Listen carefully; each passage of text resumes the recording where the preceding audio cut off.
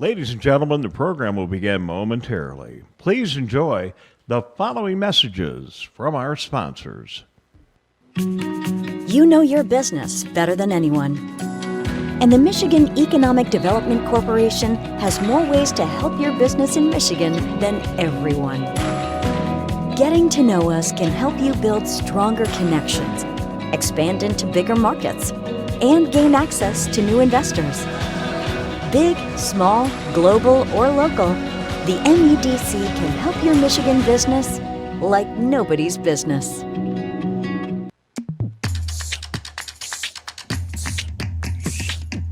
Move forward faster with network solutions from Comcast Business that can help you pivot easier with remote collaboration tools.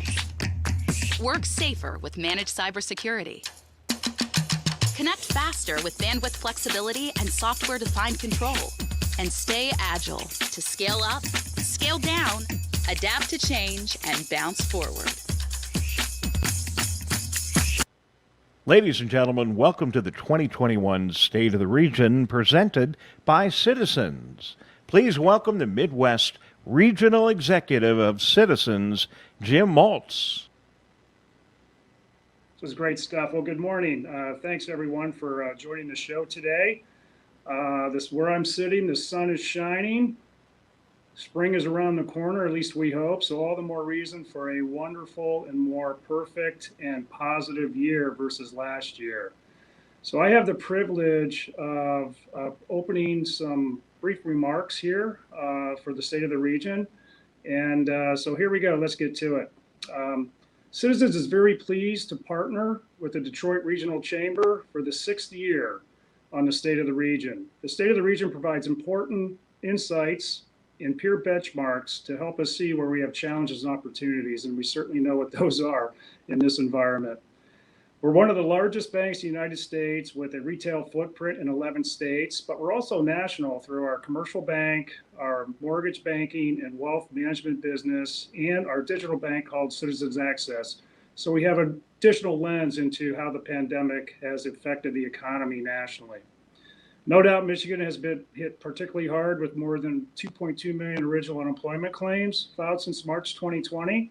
So we're all feeling the pain, and hopefully this year we will, get through it and on to better and bigger things. Over that same period of time, Citizens has made more than 6,300 Paycheck Protection Program loans, totaling more than $400 million, helping to save more than 53,000 jobs in Michigan alone. On a national basis, we provided more than 50,000 such loans, totaling near $5 billion, helping to save more than 540,000 jobs. In addition, we also offered resources and unrestricted funding to our nonprofit community partners here as they navigated the ongoing effects of the COVID-19 pandemic. To aid in recovery, we contributed $75,000 to United Way for Southeastern Michigan's COVID-19 Community Response Fund. We provided financial assistance to small businesses by establishing grant programs with Great Lakes Women's Business Council and the Eastern Market Partnership. We also gave a total of $165,000 in direct grants to 11 small business customers to help them continue to navigate, operate, and recover from the adverse impact of COVID-19. And then finally, another $180,000 in grants were distributed to 12 minority-owned small businesses to help drive social equity and economic advancement in underserved communities. Last summer, we announced a $10 million investment to help drive social equity and economic advancement in underserved communities across our footprint. This multifaceted, multi-year effort to enhance awareness, create access to capital, and improve capabilities and opportunities represents an important step toward achieving long-lasting change across our communities and within our bank in a way that aligns strongly with our values. Locally, we are looking closely at how we can support social equity efforts in the community. Just late last year, we made contributions with this lens in Detroit to Focus Hope to address workforce development needs, and Tri-Unity CDC, a partner of Detroit 313, to address the digital divide. Our longstanding partner, Gleaners Community Food Bank, became a lifeline for families across the region affected by school and business closures due to COVID-19. During the pandemic, Gleaners has reached an additional 50,000 households each month through emergency response efforts. The need is greater than ever. Citizens will continue to partner with Gleaners this year to present the Hunger-Free Summer campaign and provide millions of meals to children during the summer months. Last year was a true test of the strength and resiliency of our region. Like many great cities around the world, Detroit was hit hard by the pandemic. We have spent the year working closely with our clients to help them face unforeseen challenges.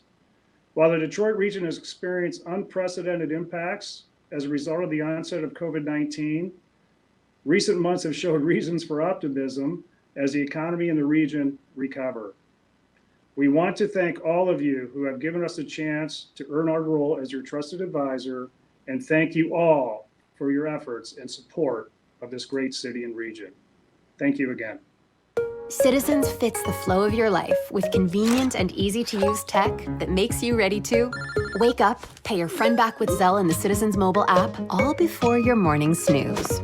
Quickly buy groceries with your Citizens card and your digital wallet for your next culinary adventure. And easily deposit that birthday check with mobile deposit. So whether you're relaxing, creating, or celebrating, we have tech that fits the flow of your life. Citizens, made ready. Please welcome the Chief Operating Officer of the Detroit Regional Chamber, Tammy Carnreich. Good morning and welcome to the Detroit Regional Chamber State of the Region. State of the Region is the third part of our State of series, including the State of Education that took place on February the 3rd, the State of the State for the Business Community with Governor Gretchen Whitmer on February the 12th, and the State of Automobility, which will take place next month on March 24th. This is the Detroit Regional Chamber's 7th annual State of the Region. During a typical report, we analyze and share data to contextualize the year-over-year economy for Southeast Michigan compared to other regions in our country. This year, this report is different. COVID-19 has changed our society in so significantly that our report this year examines how the pandemic economy compares to the Great Recession and how it has impacted people and industries in contrasting ways. But before we get started with our program, let me thank our sponsors, whose generous support make this event possible. Our regional champion, who you just heard from, Citizens Bank. We're grateful for Citizens Bank's sponsorship of this event for the past 6 years. Our regional stakeholders, Blue Cross, Blue Shield, Blue Care Network of Michigan, Rocket Mortgage, Comcast, and the Michigan Economic Development Corporation, and our regional leader, Lake Michigan Credit Union. Thank you for attending today's State of the Region event. As you are watching the fireside chat with ABC's Rebecca Jarvis and Quicken Loans Chief Executive Officer Jay Farner, and also our response panel with Linda Hubbard, Jim Maltz, and David Lewis, please feel free to share your thoughts and perspectives on social media by using the hashtag SOR21. For the first time this year, the State of the Region report is completely interactive. We encourage you to visit our website to explore the data at www.detroitchamber.com/SOR. Our State of Education report is available now and interactive, and our State of Automobility report will be interactive once it's released at the end of March. Furthermore, I encourage all attendees to visit our Detroit Data Center website. We have thousands of data points on the Detroit region that drives our economy, public health, and society. So if you're ready, let's go. I hope you enjoy the program. Please welcome the President and Chief Executive Officer of the Detroit Regional Chamber, Sandy Barua. Well, good morning, everyone. We are so delighted that you will join us for our 7th annual State of the Region report. Let me add my thanks to Jim Maltz and the team from Citizens for their ongoing partnership in helping us bring this data to our region, and also to our special speakers that are coming up later, including Jay Farner of Quicken and Rebecca Jarvis of ABC News. 2020 tested us all in very different ways, and I know we're all looking forward to a better and more normal 2021. So cheers to 2021. The writers of the first draft of history, our regional journalists, have captured some of the immense challenges our region has faced over this last year. Certainly, a theme of 2020 and throughout this report is that while hardly a sector of the economy has been untouched by the pandemic, there has been a disproportionately negative impact on certain segments of our society.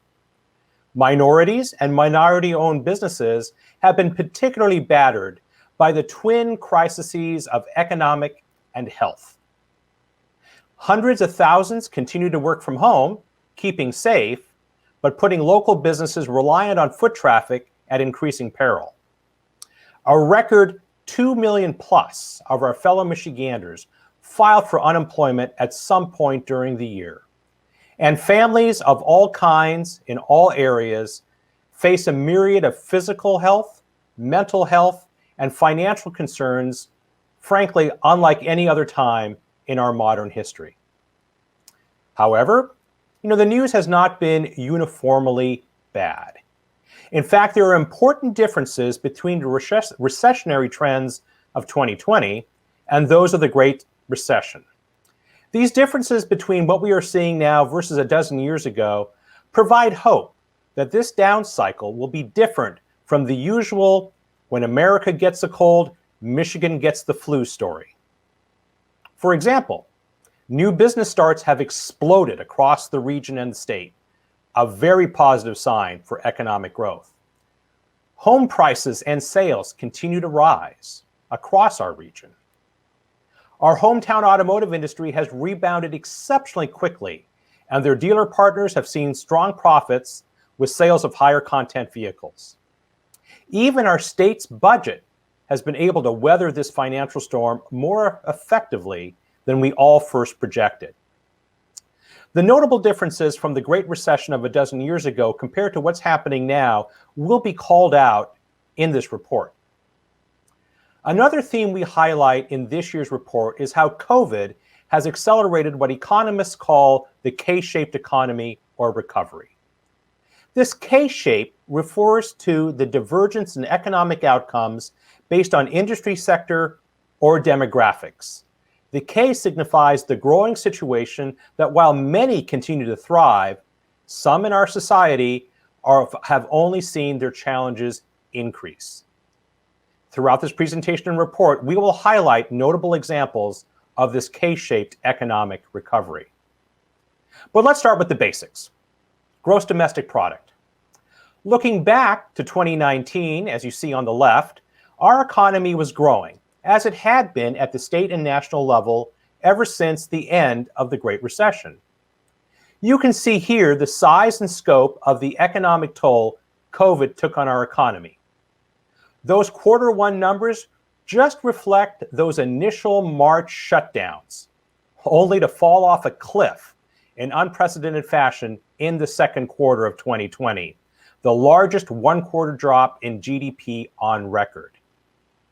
Comparing Michigan in green and the United States in blue, you see that in that second quarter, we fell further than the national average.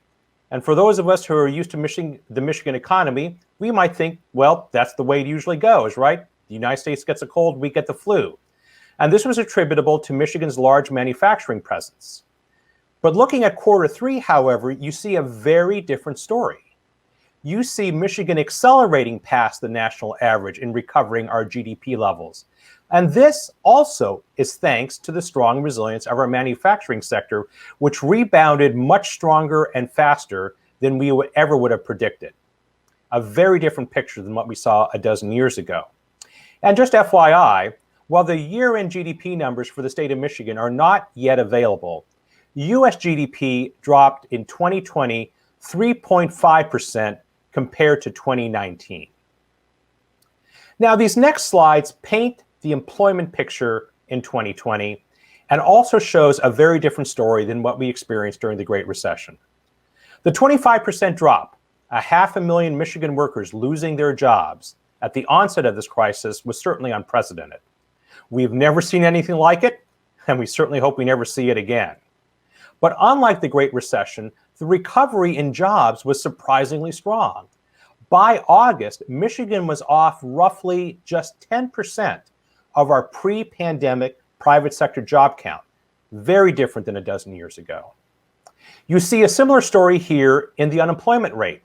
You see a sharp spike with the onset of the crisis and a recovery following almost immediately. Now, this graph compares the Detroit metro area in green to the US in blue. Certainly, our regional peak of 24% unemployment far exceeded the national peak of just about 15%. However, within 2 months of our peak unemployment here in Michigan, our regional number was kind of tracking with the national average as it had been prior to the arrival of COVID. Again, the difference between this data and what we saw during the Great Recession is equally stark. At the peak of the Great Recession, unemployment reached a high of 17%. But we held around that neighborhood for months and months. This time, we came back quickly. In both this slide and the previous slide that covered private sector jobs, you'll notice an increase in the job loss and in the unemployment rate at the end of 2020. And this was likely driven by the governor's pause order that restricted business activity during the holiday season.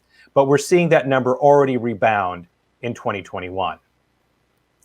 Now, with this slide, we're trying to show is to overlay the unemployment curve of the Great Recession compared to what we are seeing now. And this is a 16-month view of both, 2020 in green, the Great Recession in blue. This comparison of the 16-month periods show that the unemployment picture is very different compared to the Great Recession.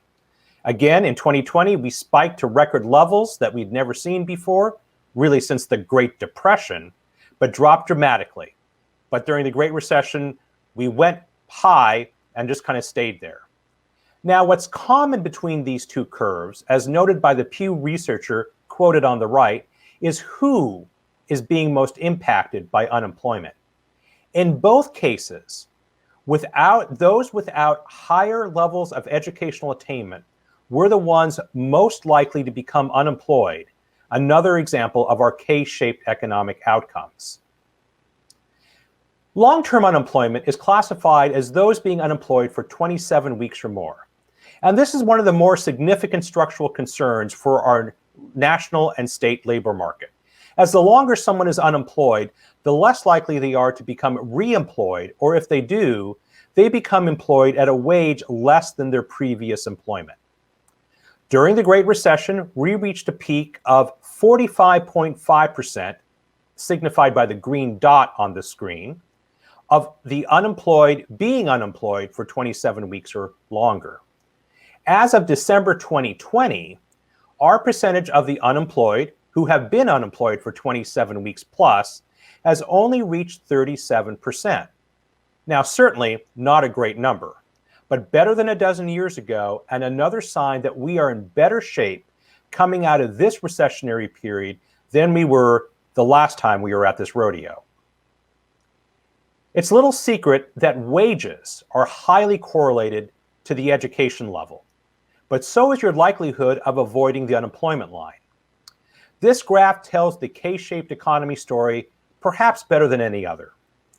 For those with a bachelor's degree or higher, which is the dark blue line, the unemployment rate rose from 1.8% pre-pandemic to 4.5% by the end of the year. Now, not bad considering that many economists still consider 5% the natural unemployment rate for a well-functioning economy.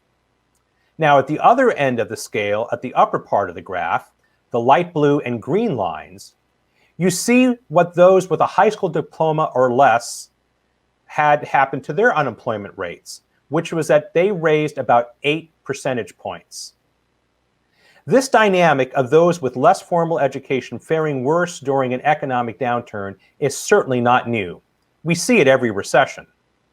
To build a more resilient regional economy and more resilient citizens and families, we need to increase our level of education attainment, so more of our citizens have that degree or skilled credential that will insulate them from the unemployment line and provide our employers with the 21st century skills they need to keep competitive in the global marketplace. The Chamber has been proud to lead this charge, and by setting the goal and creating initiatives such as Detroit Drives Degrees to get 60% of our adults across Southeast Michigan with a degree or a high-value credential by the year 2030. And we are delighted that Governor Whitmer has mirrored this goal for the state. While COVID has caused an initial shock to our entire economy, not all sectors have felt the same level of disruption. As we all know from watching the news and looking at our personal calendars, the leisure and hospitality sector took by far the greatest hit in job losses. No one even came close. The K-shaped economy plays out here in significant fashion as well. Persons of color are disproportionately represented in service industry jobs, such as travel and leisure, and workers in this sector make amongst the lowest wages of any industry, about $18 an hour, making them both more vulnerable to the unemployment line and less able to be financially resilient when they do become unemployed. Now, the data shows what we all know. Small businesses have felt the full brunt of COVID's impact. In the Detroit region, the number of small businesses open have decreased by about a third, with a corresponding 40% drop in revenues compared to the beginning of 2020. Here as well, if you dig into the data, you uncover elements of that K-shaped. Small businesses owned by Black Americans and other persons of color have seen an outsized impact. If we were to isolate just the persons of color-owned businesses in this graph, these numbers would be notably higher. A fact I learned earlier this week from the Kresge Foundation is that in the city of Detroit, which is 87% Black, only 44% of the federal PPP loans went to businesses owned by Black Americans. A piece of good news is that everyone seems to recognize the plight of our small business community. A poll the Chamber conducted with the Glenn Gariff Group in December reported that 58% of respondents, a strong majority, agreed that government's first priority coming out of this pandemic is helping getting our small business sector back on its feet. Another piece of good news is that new business starts have exploded 42% year over year. Now, usually during times of recession, we see an increase in new business starts. Notably, this did not happen during the Great Recession. In fact, we saw the opposite, a drop in new business formations during and coming out of the Great Recession. This was highly unusual and was a key contributor to the slow economic recovery coming out of that very difficult period of time. To see such a strong year-over-year increase in new business applications is another strong sign that our experience with this current economic downturn will be very different than the last one, and we are potentially poised for solid economic growth later this year and beyond. Now, the resilience of our signature automotive industry is another key difference in 2020 compared to the Great Recession. At the start of 2020, we expected to sell about 16 million new cars and light trucks, down a little bit compared to our 2019 results, but still a good year. With a shutdown in manufacturing in the spring, things looked pretty bleak. Not only was production brought to a relative standstill, estimates for new customer demand for vehicles went through the floor. However, rumors of the death of the auto industry were greatly exaggerated. Beginning as quickly as May, auto production began a strong recovery and willing buyers were waiting on dealer lots. Now, the year ended with 14.6 million units sold. While overall volume was down, strong consumer demand allowed manufacturers to limit incentive spending, and demand for high-content SUVs and pickup trucks helped drive generous profits at the factory floor and the sales floor. Airport passengers. Now, this graph compares U.S. travelers through our airport, DTW, in 2019 in green with 2020 in blue. The trend started really strong at the beginning of 2020, with volumes exceeding 2019 levels. Now, things certainly changed pretty quickly in March, reaching a low of 94% less than 2019 volumes. Since the summer, we have been holding fairly steady at around 65% less than 2019 volumes. Now, I've heard from our friends at Delta that DTW actually fared a little bit better in passenger and air traffic than many of their big national airport counterparts due to the strength of Delta's operation and strong freight demand. Now, a good University of Michigan consumer sentiment figure is somewhere in the low 90s to, obviously, over 100. We're certainly not there at 81, as you see in the green. However, this data point tells us some interesting things when you dig in. First, our level of consumer confidence is far greater than the early months of the Great Recession, seen on the left, which recorded some of the lowest numbers on record. Secondly, if you look at the U of M consumer sentiment data with our chamber polling, featured on the right, you see a notable parallel. In our statewide polling, we consistently found in 2020 a 25-75 split in how Michiganders were impacted financially by COVID.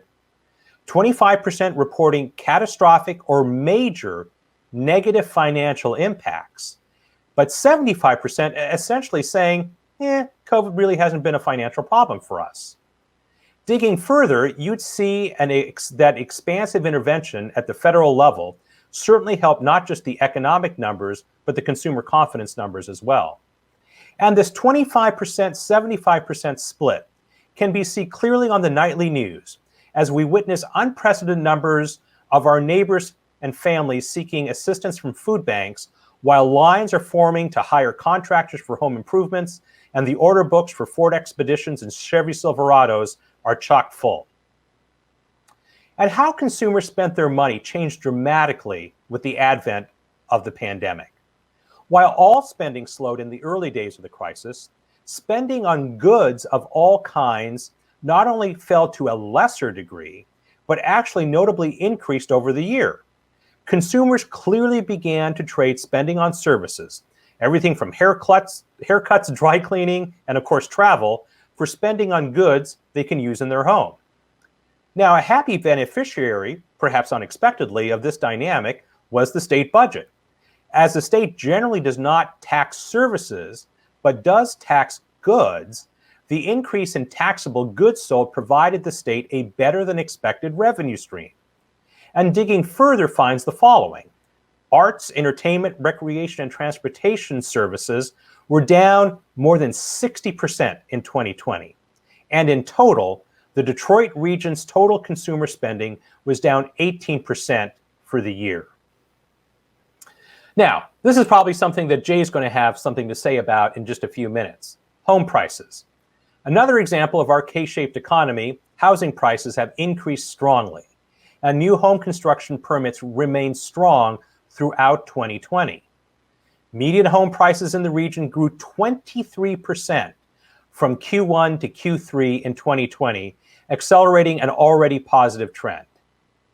Again, this positive picture of home values and sales does not tell the full story. Our report shows that despite government and banking programs to assist renters and mortgage holders, 37% in the Detroit metro area report living in a household that is not current on their rent or mortgage and where they fear eviction or foreclosure. So there's a lot of numbers in here and a lot of data points, and I did it in a short period of time. And trust me, there's a tremendous more data and analysis in the report and on the interactive online version. And I really do hope you'll take the time to thumb through it or scroll through it. I'm really proud of the Chamber's teamwork here this year. To conclude, we face challenges, no doubt. Some challenges we have long faced, such as our educational attainment levels, and some challenges have been accelerated due to COVID, such as rebuilding a hard-hit small business sector, especially Black-owned businesses, and helping our travel and leisure sector recover. We can, however, take some comfort that the data points towards this economic challenge turning out quite differently from what we witnessed during the Great Recession, when it took us a decade to rebuild back to where we were. And some reasons for confidence are the following. Unemployment levels came down quickly and seem to have stabilized, demonstrating resilience in our regional economy and our labor market, more than we had expected. Consumer confidence has also been more resilient than the Great Recession and shows that consumers with money are willing to spend and they're confident about the future. Our region's signature automotive industry remains healthy and profitable even at lower production volume levels, with better than expected results in 2020 and a solid 2021 forecasted ahead. New business applications grew dramatically in 2020, demonstrating a strong business confidence and a notable and important difference from what we saw a dozen years ago. Vaccine distribution, despite early bumps, seems to be picking up steam. The US is now quickly rising to the top of large nations in vaccine distribution. New vaccines are shortly coming to market, and the US has orders placed for about 1 billion doses of the vaccine, certainly more than enough for our 330 million population. So thank you for taking the time to walk through this data with me. I, along with the entire Chamber team, are so proud to share it with you. Coming up next, special guests Rebecca Jarvis of ABC News and Jay Farner of Quicken Loans respond to this data and provide their own perspective on where we are and where we're going. Please join me for this next session. Thanks so much.